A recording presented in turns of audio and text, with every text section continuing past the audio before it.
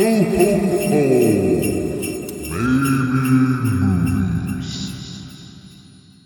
hot, hot, hot, hot, hot, hot. Ha, hot, hot, hot, hot. No, it's hot, hot, hot, hot, hot, hot, hot, hot, hot, hot, hot, hot, hot. Answers in the comments below if you know exactly what we were referencing. It looks like our tree has started to bear fruit. Oh, good lord. They sneak that in there, don't they? I mean, it just creeps in, doesn't it? Spreading like the cheeks of joy.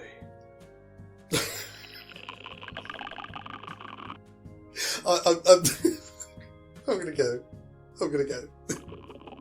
Fine. I'm just not dealing with it anymore.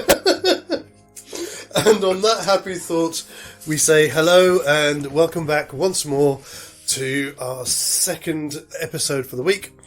And we are Maybe Movies. I am Max. I am Sam.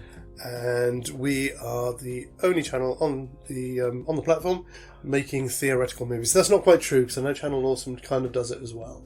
Oh, Channel Awesome, right? Yes, they do. They do the thing with the alternate versions. Yeah, they do. Yeah. What do they call it now? I can't remember. Unused script, unscripted.com.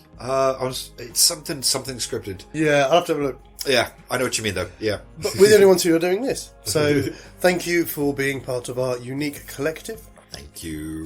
And if you'd like to support us as well, there is also the opportunity to become part of Trent's Tribe, which is a new tier that we've added onto our Patreon. It's not a lot. It's if you're in the UK at least, £2.40 a month. So that's £2 plus VAT, and that will give you access to some outtakes and things from our shoots from this, and also should be from the new year as well. We'll be adding early access to a new show that we're doing, which is going to be called Movies Actually. Indeed it is. Which will be us doing reviews of the films that we've covered in the show. That's what I mean. You knew that. But yeah, there'll be a link to our Patreon as there always is, in the description below. So please do check it out. Join us. With that out of the way, of course, very quick shout out as well. As you may know, I'm a huge fan of audio horror. Just discovered another channel as well. A new one? Yeah, called Encrypted. The guy who does it, I don't know his name, unfortunately, but he is very good. I think he's been going a couple of years. Lots of the old favourites on there. So I've seen some quality stuff from M.R. James, people like that. He's done quite a few Walter Delamere as well, who is another very, very good short story writer. In particular, check out, and I think it's one of the earliest ones that he did. It was a story that I'd never heard of called The Riddle. Oh, right. Which is just fantastic. He's also, again, like myself, he's a big fan of William Hope Hodgson. Oh. And again, he's got one of his really good ones on there as well. I'm trying to remember. It's The Voice in the Night, I think it's called. Which is very much worth checking out. Right then, let's get on with Act 2, which I'm woefully absent in notes for, but we will see how it goes. We'd gotten to the point, as a quick recap. Of course, yes, let people know where we are. Yeah, so we have Francis Xavier Cross in place of George Bailey in our new version of A Wonderful Life, which is a Scrooged Life. He started off, as he does in Scrooged, he's a good kid, but as he's got older, he's become a lot more avaricious. And generally cynical. Yes. So he hasn't got married, but he has convinced his old friend Sam Wainwright to invest in his radio station. Yes. And we've got to the point where the station is now open, but it happens to be on the first day of the Depression, of the Wall Street crash of 1929. And we're going to see how this goes from here. Yeah, this is where it gets really weird. I had a thought about this, because... He did? When he finds out about the crash and he has to go to the building alone. Mm-hmm. So we still get that scene with all of the people wanting their money. Yeah, of course, yeah, I figured as much. So it's pretty obvious his motivation here is going to be, no, don't go to Potter, not so much because he wants to do what's right for the people, but he wants to keep them for himself. Yes. So when they're taking the money from him, yes, it's like, oh, well, that's fine. We'll take it out of your your annual leave if it's people who work for him at the radio station. Oh yeah, he'll take some sort of equity in return. And are we happy that he's going to be using his own money for this? I'm just trying to think of a way that what he is doing is no different to what Potter is doing by offering them 50 cents on the dollar.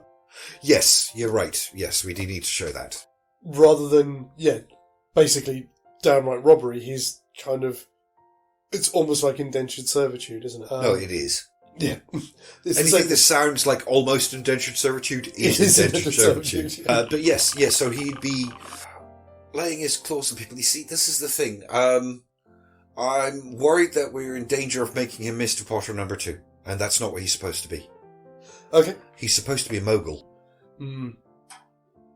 I suppose he still comes out as being the better option of the two, because with the stuff that he's doing with the building and loan, they're still getting stuff out of it. They're still getting better homes than they would have had with Potter.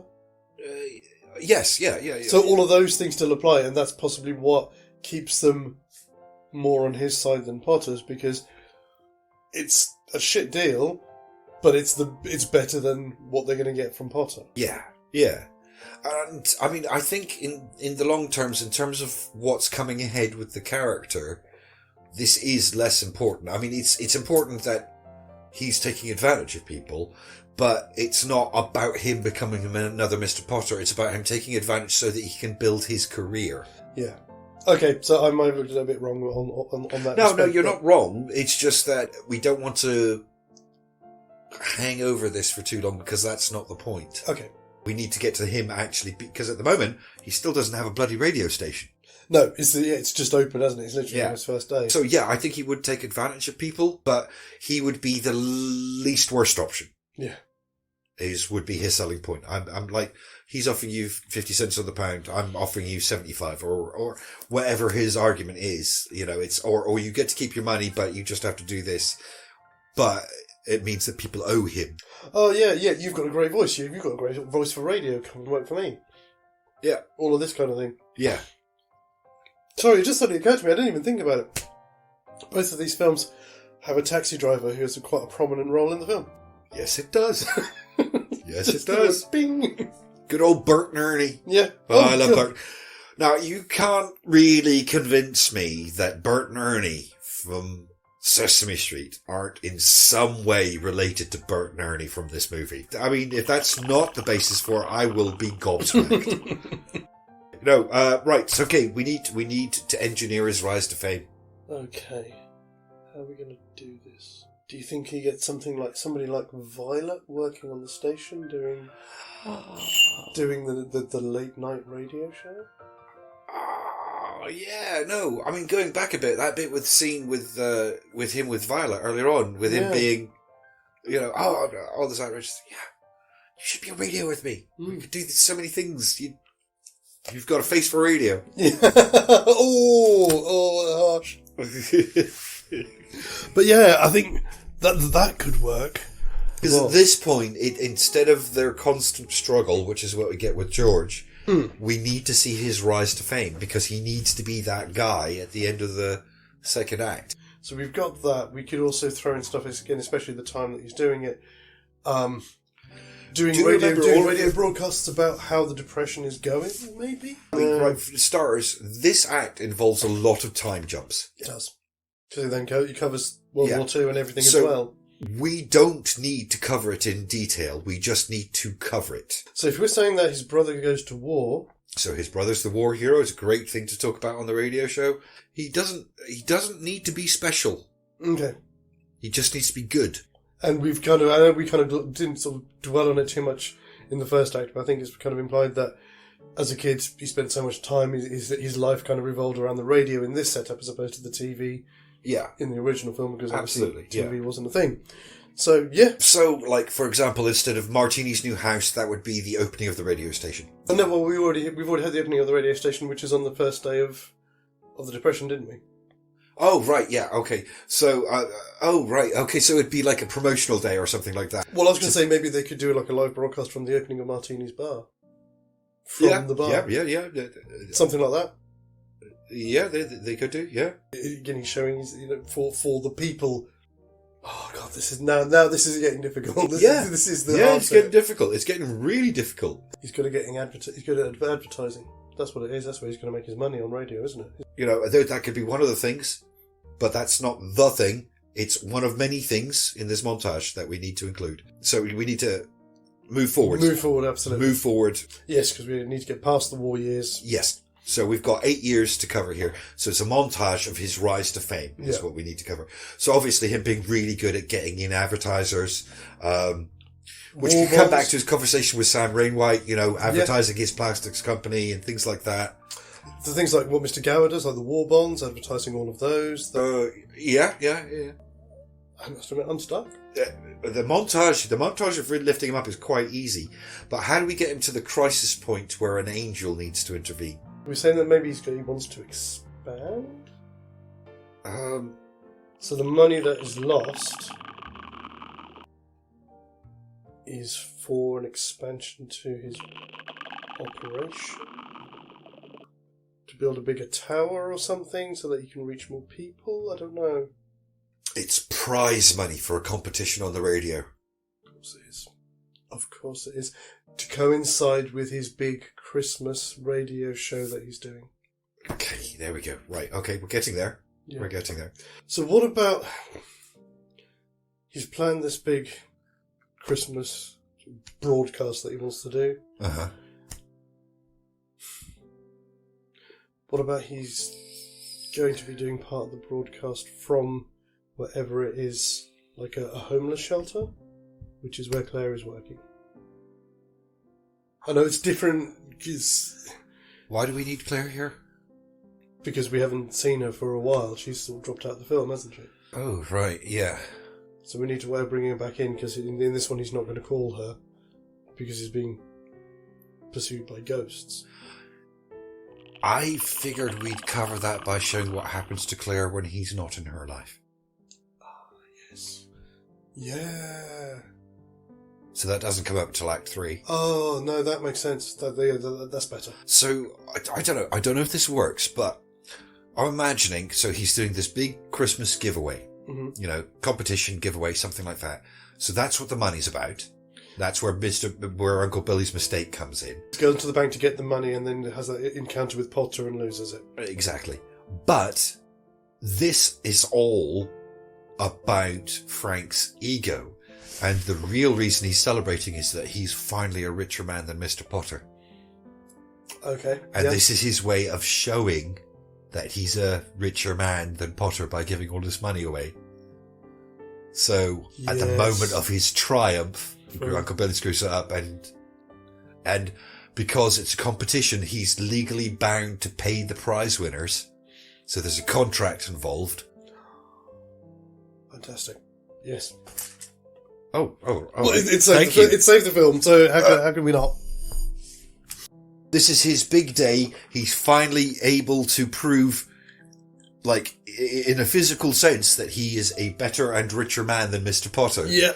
And it all falls apart. Do we still have the guy from the bank turns up as well to check?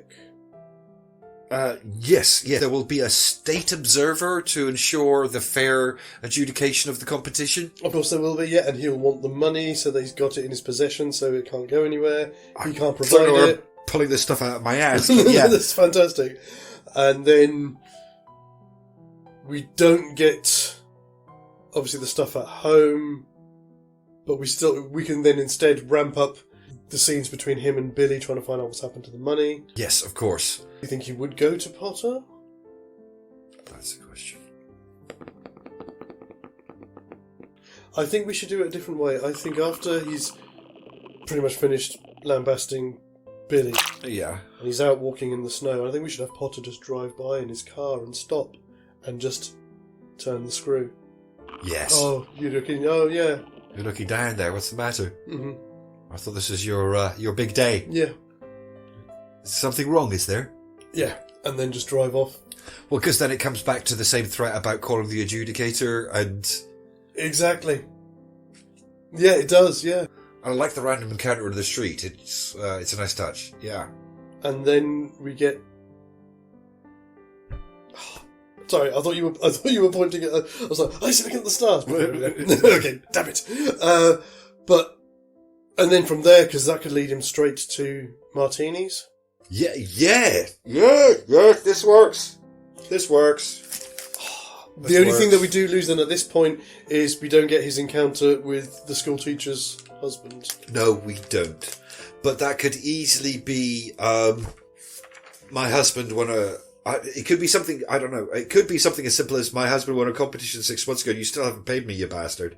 He kind of tries to blow it off. Something like that. Like some previous engagement. Somebody there will have had a previous engagement with the radio station. Yes. And they got stiffed. Yeah. And they've been looking for him since, and then it just happens to be he's in the bar. You're Xavier Cross. Push. Yeah. That kind of takes us where we need to go. It does almost. We've missed. There's just one final thing we need. Uh-huh. Because again, unless we throw it in with Potter, an analogy of you're worth more dead than alive. Why not give it to Potter? Give it to Potter? Okay. Like his parting comment as he drives away. You realise, boy, you're worth more dead than you are alive. And then we get everything that leads up to him being on the bridge and Clarence making his first appearance. And that... It does, yeah, because everything that gives us an act too. I suppose the very last thing. Very last thing. Very last thing. Is Cross the kind of man who's going to dive in to save somebody else from a freezing cold river? When they're surprised or caught unexpectedly, they do odd things. Oh, of course he is. Because again, it's analogous to his brother going through the ice. Yep. So yes. At that moment he needs something wholesome. Just deep down he knows he has to do, Yeah, that memory of having done that for his brother when he was a kid.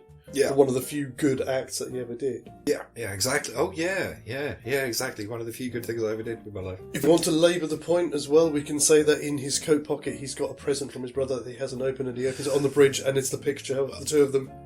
Yes. Yeah.